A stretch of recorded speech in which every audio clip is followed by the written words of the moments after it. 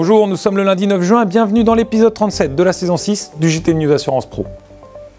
En ouverture de ce JT, nous parlerons courtage en revenant sur le 8e congrès de la CSCA qui se tenait jeudi dernier à Paris. Nous écouterons ensuite Philippe Soré et Dominique Aniel-Barala tirer les conclusions du congrès des agents GAN Assurance. Et nous finirons ce JT avec la présidente de l'Amice, Hilde Verneuilen, pour parler du statut de mutuelle européenne.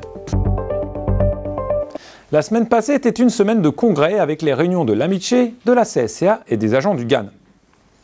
Et nous commençons ce JT par le congrès le plus incertain qui était celui de la CSCA. Comme vous avez pu le lire sur notre site, les courtiers avaient en effet du mal à se fédérer. Qu'en était-il à Paris lors de ce congrès? La réponse de Thierry Gouby dans les couloirs du Palais Brongniart. Le 8e congrès de la CSCA se tenait cette année à Paris et rassemblait les principaux courtiers et assureurs de la place. L'occasion de croiser le nouveau président de la chambre syndicale, Hervé Houdard, élu la veille lors d'une réunion du Conseil national.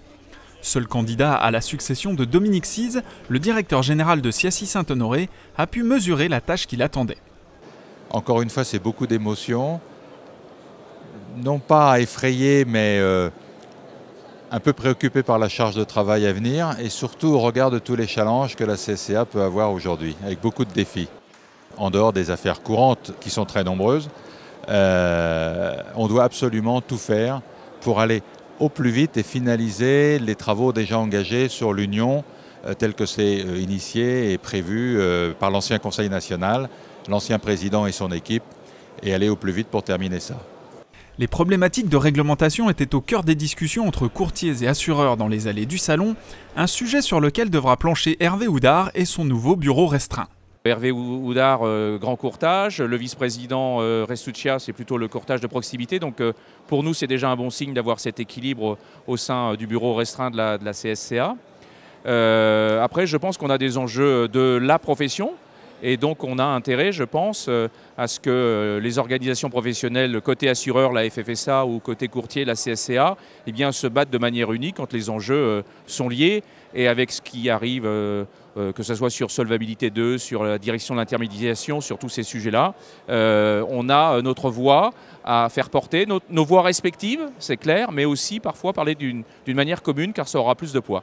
Pour cette édition parisienne, le 8e congrès de la CSCA a tout de même permis à la chambre syndicale de présenter un projet abouti, tel que la plateforme d'échange Edicourtage 2.0, avec comme ligne de mire la fusion de l'ensemble des syndicats, prévue au mieux pour cette fin d'année 2014. Nous suivrons les évolutions des projets de la CSCA dans les prochaines semaines. Un autre congrès s'annonçait retentissant. Un peu plus de 7 mois après l'Assemblée générale extraordinaire qui se tenait à la Cigale, à Paris, et qui avait débouché sur une motion de défiance, les agents du SNAGAN se retrouvaient à la Baule pour le congrès annuel. Réaction, dans l'ordre d'apparition à la tribune, de Philippe Soré et Dominique Aniel-Barala. Je pense que le geste politique de novembre avait besoin de son contrepoint, qui était un geste politique de réconciliation.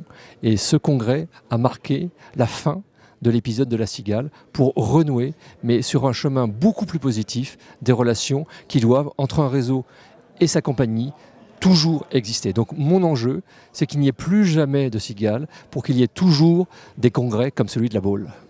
Vraiment, ça fait, je pense, de nombreuses années qu'on n'avait pas eu de la part de la compagnie un discours aussi dans la rupture positive, on va dire, puisqu'on était jusqu'à maintenant sur des choses un peu plus mesurées. Là, on a vraiment un discours de conquête qui aujourd'hui a fait lever la salle. La dynamique est engagée et comme je l'ai dit, bien évidemment, ça ne s'arrête pas là. Le travail n'est pas terminé, ce sera un travail de longue haleine qui, pour nous, en fait, est une nouvelle organisation. Je pense que cette opération a transformé chez GAN Assurance, mais a également transformé le SNAGAN, donc avec un nouveau mode de travail, un nouveau mode de pensée et un investissement encore plus lourd. Ça, c'est quand même c'est lourd pour nous, mais si la réussite ça passe par là, on donnera le temps qu'il faut pour retrouver et poursuivre toutes les avancées, parce qu'il y a encore beaucoup de travail à faire, bien sûr. Les principaux congrès d'agents sont maintenant passés. Cette semaine se tiendra celui d'AGA, mercredi 11 juin. Avant de nous quitter, retour sur la dernière des grandes réunions de la semaine passée, celle de l'Amice, l'association des assureurs mutualistes et coopératifs européens, qui se tenait à Nice. Pour News Assurance Pro, la présidente de l'Amitié, Hilde Verneuilen, réaffirme l'importance de l'avancée du projet de statut de mutuelle européenne.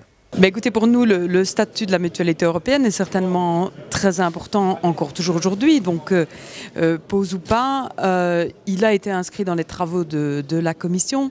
Donc, pour nous, il n'y a pas de raison d'arrêter ces travaux. Je pense qu'il est important que ces travaux soient poursuivis. On a fait des avancées. Donc il serait dommage de perdre le momentum maintenant à cause d'une modification de la Commission et du Parlement européen.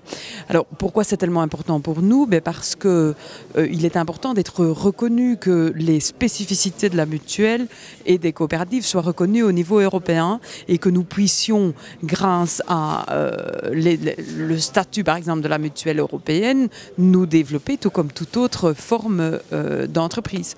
Parce que nous croyons qu'il est très important au niveau européen de maintenir différentes formes d'entreprises, principalement dans le secteur d'assurance, parce que ça offre de la valeur supplémentaire aux citoyens et à la société dans laquelle nous vivons. Ce JT est maintenant terminé. Pour retrouver tous les JT, les reportages, les alertes et les articles, téléchargez la toute nouvelle application News Assurance Pro, disponible dans toutes les bonnes App Store. À lundi prochain.